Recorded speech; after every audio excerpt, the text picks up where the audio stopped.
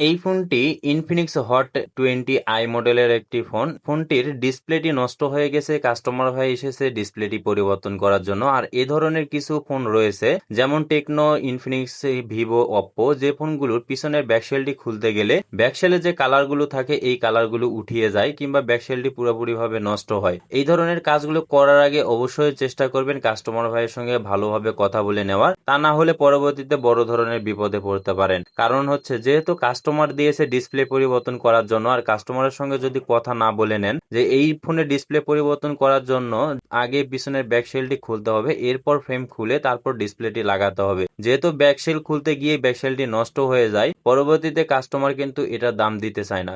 So চেষ্টা করবেন এই ধরনের কাজগুলো খোলার আগে অবশ্যই ভালোভাবে কাস্টমার ভাইয়ের সঙ্গে কথা বলে নেওয়া। আর বিশেষ করে খেয়াল রাখবেন এই ধরনের কাজগুলো করার সময় যেহেতু সাইডে ফিঙ্গারপ্রিন্টের র্যাবন থাকে, আর এই র্যাবনটা অতিরিক্ত চাপের কারণে অনেক সময় ছিঁড়ে যায়। চেষ্টা করবেন যখন এই ফোনগুলো খুলবেন খুব সাবধানের সঙ্গে আগে র্যাবনটিকে খুলে নিয়ে তারপর ফ্রেমটি আলাদা করার। সো দেখতে পাচ্ছেন খুব সুন্দরভাবে আমি ফ্রেমটিকে আলাদা করে নিয়েছি।